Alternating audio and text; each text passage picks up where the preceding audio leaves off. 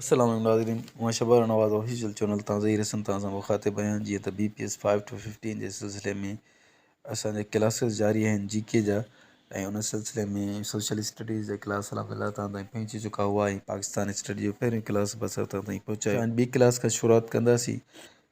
Question आहे when did partition of Bengal take place. Bengal जो जेको आहे सो बंगाल जी तक़सीम कहिड़े साल में थी इन 1905 में 1925 ईस्वी में छाकाणि त वॾो सूबो हुनखे वरी तक़सीम कयो वियो हो बंगाल खे। When did Quaid Azam join Muslim League. Quaid Azam Mohammad Ali Jinnah Muslim league के में कॾहिं शमूलियत इख्तियार कई 1913 में। When did Lucknow take place. इंतिहाई अहम सवाल आहिनि। लखनऊ जो जेको मुआहिदो कॾहिं थियो 1916 में।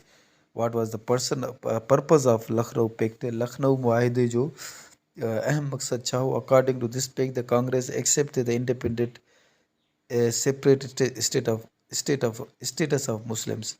इन मुआहिदे तहत कांग्रेस मुसलमाननि जी हिकु अलॻि आज़ाद शनाख़्त खे तस्लीम कयो। मुसलमाननि जी and recognise the separate electoral system of Muslims. ऐं मुसलमाननि जी अलॻि नुमाइंदगी खे पिणु तस्लीम कयो। When was Nehru report published. Nehru report कॾहिं शाया थी 9 में। When did Quaid Azam gave his 14 famous 14 points. कायद अज़म पंहिंजा 14 मशहूर 14 नुक्ता कॾहिं पेश कया।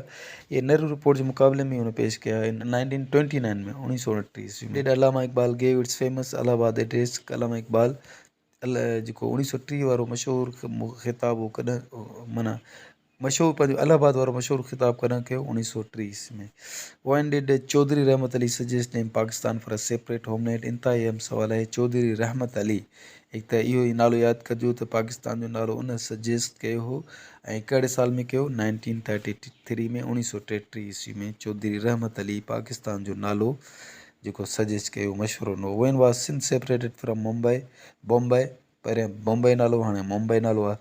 हाणे सिंध जेको आहे सो बम्बई खां धार कॾहिं थी 1935 में। Lahore resolution was pass in which year and wear.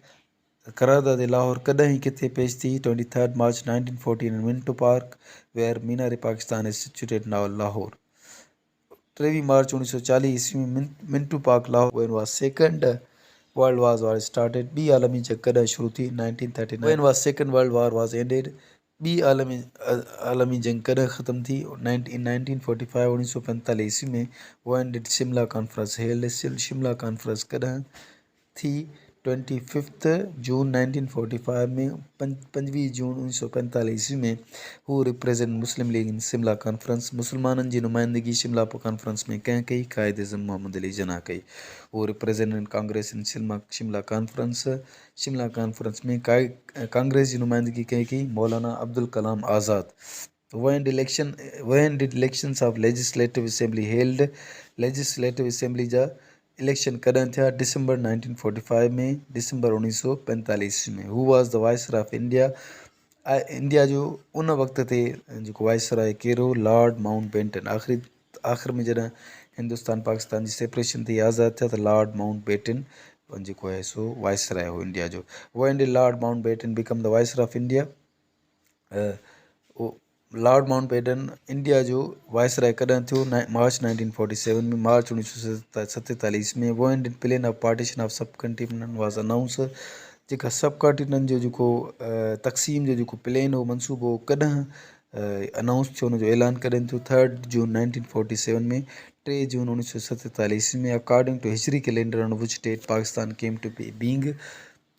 यानी कि हिजरी इस्लामी कैलेंडर मुताबिक़ पाकिस्तान जेको सो वजूद कन आयो 26 रमज़ान 1366 हिजरी में।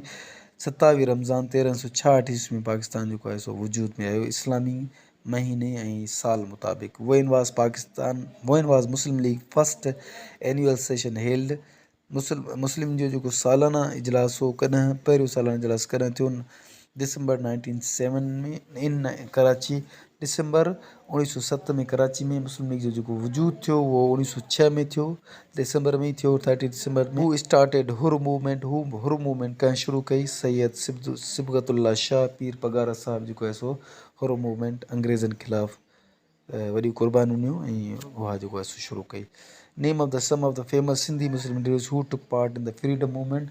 सिंध जा मशहूरु रहमान या सिंधी रहनुमान जा नाला ॿुधाया जिन तहरीक आज़ादी में हिसो वरितो। सैयद अब्दुल्ला, हारून मोहम्मद अयूब खोड़ो, काज़ी फज़लुल्लाह, पीर इलाही बख्श, सर ग़ुलाम हुसैन हिदायतुल्लाह ऐं काज़ी मोहम्मद अकबर जेके हा मशहूरु शख्सियतूं जिन हिसो वरितो। हू इस्टेब्लिश्ड मुस्लिम लीग इन बलूचिस्तान, मुस्लिम लीग जो बुनियाद बलूचिस्तान में कंहिं विधो। काज़ी मोहम्मद ईसा जेको आहे सो मुस्लिम लीग जो बुनियाद विधो। अॼु क्लास असां हिते इख़्तिताम आणियूं था। इंशाल्लाह क्लास खे जेको आहे सो पार्ट नंबर 2 हिते जो इख़्तिताम हिते आणियूं था। इंशाल्लाह पार्ट नंबर 3 तव्हां ताईं जल्दी पहुचंदो। शबाना नवाज़ ऑफिशियल सां जुड़ियल रहंदा। अस्सलाम वालेकुम।